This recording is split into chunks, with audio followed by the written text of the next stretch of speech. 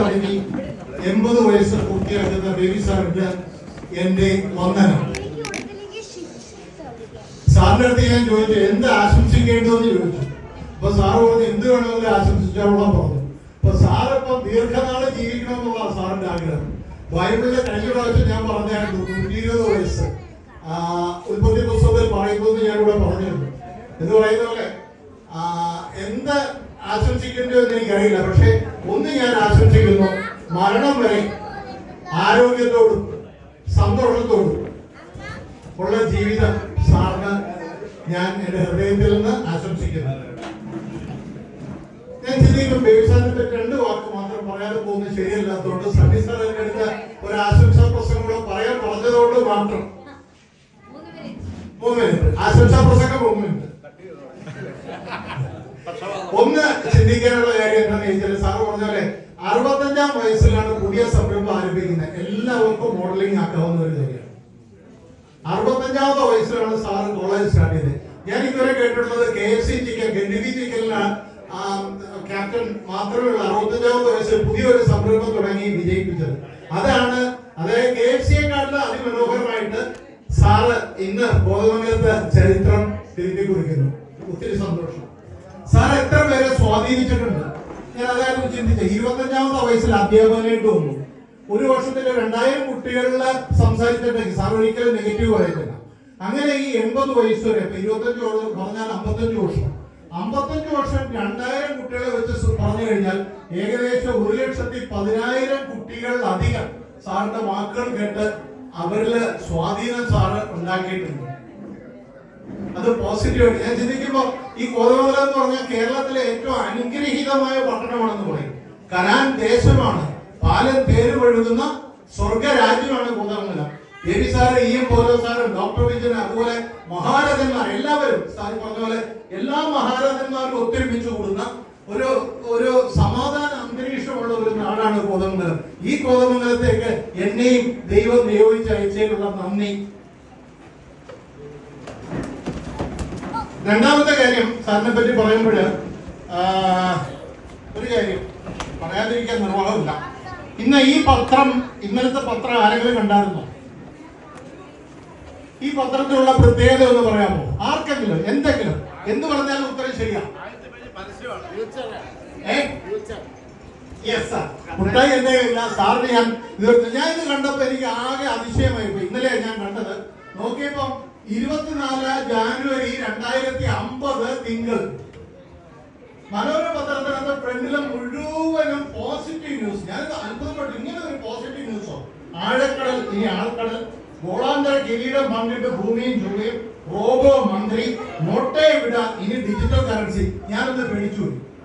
അയ്യോ എന്റെ ദൈവം, പണ്ടൊരു നോട്ട് നിരോധനം വന്നു, അതുപോലെ ഇനിയിപ്പോ ഫെബ്രുവരി 1 ഒരു നോട്ടില്ലാത്ത ഒരു അവസ്ഥയിലേക്ക് വരികയാണോ? സത്യം പറഞ്ഞാൽ പേടിച്ചു.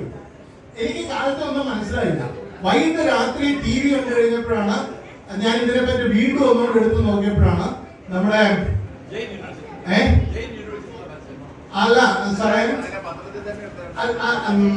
നമ്മുടെ പത്രവിശേഷം എന്ന് പറഞ്ഞിട്ട് റിപ്പോർട്ടർ TVയില് അരുൺ സംസാരിച്ചു. അരുൺ തെറ്റായിട്ട് സംസാരിച്ചെന്ന് പറഞ്ഞിട്ട് രാത്രി മാതൃഭൂമി ഇട്ടത് ഇങ്ങനെയല്ല, മനോരമയില് തിങ്കൾ 2050. അപ്പൊ ഞാൻ ആലോചിച്ചു മാതൃഭൂമി താഴെയായിട്ടില്ല, അതുകൊണ്ട് അരുൺ അത് കിട്ടിയില്ല, ഭയങ്കര വിവാദമായി ഇന്നലെ. അപ്പൊ ഞാൻ ചിന്തിച്ചു ഞാൻ 2050 എങ്ങനെയായിരിക്കും? ഇപ്പൊ എനിക്ക് 65 വയസ്സ്, 65.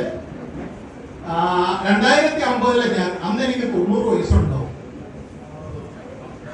എന്റെ കൊച്ചുമോക്ക് ഇപ്പൊ 2.5 വയസ്സ്. അപ്പൊ എനിക്കൊരു ആഗ്രഹമുണ്ട്, സാറ് പറഞ്ഞല്ലോ എനിക്കൊരു ആഗ്രഹമുണ്ട്, അവൾക്ക് 27 വയസ്സാവും. അവളുടെ കല്യാണം ഒന്ന് കാണണം എന്നുള്ള ഒരു ആഗ്രഹം. കൊച്ചുമോളുടെ 27 വയസ്സ് എന്ന് പറയുന്നത് ഞാൻ ചിന്തിക്കുകയാണ്, ബേബി സാറ് 2050 ജീവിച്ചാൽ ആലോചിക്കുക 2050 അപ്പൊ 25 ഉള്ളൂ ഇവിടെ. അപ്പൊ 80 25 105. ബേബി സാറിന്റെ 105-ാമത്തെ വർഷം നമ്മളൊന്ന് സ്വപ്നം കാണുകയാണ് ഞാനിപ്പോ ഇവിടെ. ഓക്കെ, ഞാൻ ഒത്തിരി കാര്യങ്ങൾ സ്വപ്നങ്ങളൊക്കെ എഴുതി, പക്ഷെ അതൊന്നും ഇപ്പൊ സമയമില്ലാത്തത് വായിക്കുന്നില്ല. ഇനി ഞാൻ എന്റെ കർത്തവ്യത്തിലേക്ക് വരുന്നു. വിട്ടെടുത്തില്ല, കർത്തവ്യത്തിലേക്ക് വരുന്നു. ഇന്ന് ആദ്യം തൊട്ട് പറയുകയാണെങ്കിൽ നമ്മുടെ ഡോക്ടർ റോയ് ഒത്തിരി വിശേഷണങ്ങൾ അദ്ദേഹത്തെ പറ്റി പറഞ്ഞു. കാരണം ഒരു റോയ് പോരാ, ഡോക്ടർ റോയ് പോരാ. ചെറിയപള്ളിക്ക് ഒരു ഡോക്ടർ റോയ്, വീട്ടിലേക്ക് ഒരു ഡോക്ടർ റോയ്, തന്റെ പേഷ്യൻസിന് വേണ്ടുന്ന ഡോക്ടർ റോയ്, കലാകാരനായ ഡോക്ടർ റോയ്, വൈസ് പ്രസിഡന്റ് ആയിട്ടല്ല അദ്ദേഹം ഇനി ആയുഷ്കാല പ്രസിഡന്റ് ആയിട്ട് മാറട്ടെ എന്ന് ആശംസിക്കുന്നു, പ്രാർത്ഥിക്കുന്നു. അതുപോലെ തന്നെ വൈസ് പ്രസിഡന്റ് ടീച്ചർ എന്ന് പറയുന്നത് ഒത്തിരി സന്തോഷം.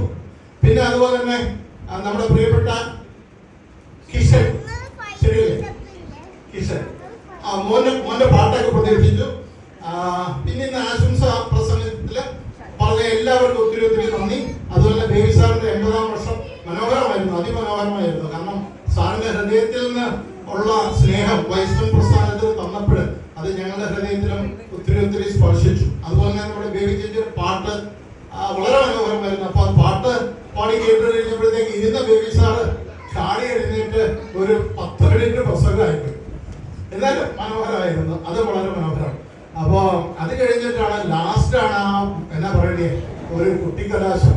അത് നമ്മുടെ പെൺകുട്ടികളെ അവിടെ ഇപ്പോ പറഞ്ഞ പോലെ കൊച്ചുകുട്ടികൾ, സുന്ദരികളായ കൊച്ചുകുട്ടികൾ സ്റ്റേജിൽ കയറി ആ സാറിനൊന്ന് ആലോചിച്ച് നോക്കിയേ. സാറ് ഇതിനകത്ത് ഒരു കാര്യം പറഞ്ഞിട്ടുണ്ട്, ഒരു പ്രേമത്തെ പറ്റി പറഞ്ഞിട്ടുണ്ട്. സാറിന്റെ പുസ്തകമാണ് എന്റെ കഥ. അതിനകത്ത് സാറ് പറഞ്ഞിട്ടുണ്ട് 22ാമത്തെ പേജും രാഷ്ട്രീയ ജീവിതം അതിനു മുമ്പ് കാളരാവുകൾ, അതിനു മുമ്പ് ഒരു പ്രേമം അന്വേഷിച്ച് നടക്കുന്നു ഒക്കെ ഇതിനകത്ത് സാർ എഴുതിയിട്ടുണ്ട്. അത് കഴിഞ്ഞിട്ട് പറഞ്ഞിട്ടുണ്ട് miles to go before I sleep, miles to go before I sleep. അത് മലയാളത്തിൽ സാർ എഴുതിയിട്ടുണ്ട്. ഇത് പറയുന്നത് ആ പ്രേമരംഗത്തെ സാർ ഒന്ന് ചിന്തിക്കേ. സാറ് കല്യാണം കഴിക്കുന്നതിന് മുമ്പ് ഈ സുന്ദരികളായ പെൺപിള്ളാര് കോളേജിൽ വന്ന് സാർക്ക് ആ റോസാപ്പൂ എന്ന് പറഞ്ഞ് ആ റോസാപ്പൂ തരുന്ന രംഗം നമുക്കൊന്ന് അല്പം ആൾട്ടർ ചെയ്യുന്നതിന് കുഴപ്പമില്ലല്ലോ. ഒത്തിരി, അതായത് 80ാമത്തെ വയസ്സില് ഇത്രയും സുന്ദരികളായ കുട്ടികള്, അല്ലെങ്കിൽ സാറിന്റെ മധുര 18-ല് 17ന്റെ തീരിൽ നിൽക്കുന്ന സുന്ദരികളായ കുട്ടികൾ വന്നിട്ട് റോസ എന്ന് പറഞ്ഞൊരു പൂ തരുന്ന ആ അസുലഭ നിമിഷത്തില് ഞങ്ങൾ വൈസ് പ്രസ് ക്ലബ്ബ് കൊണ്ടുപോയി. Thank you Jincy and other teams. It was really wonderful.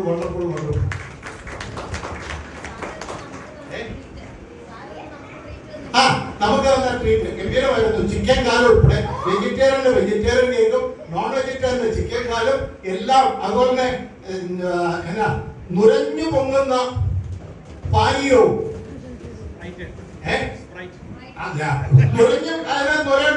നുരഞ്ഞു പൊങ്ങുന്ന പാനീയമായി ഇപ്പോ സമൃദ്ധമായി ഞങ്ങളെ ആനന്ദത്തിൽ ആറാടിച്ച ദേവി സാറിന് 1000 നന്ദി. എല്ലാ വൈസ് മെമ്പേഴ്സിനും എല്ലാവർക്കും 1000 നന്ദി. Thank you very much.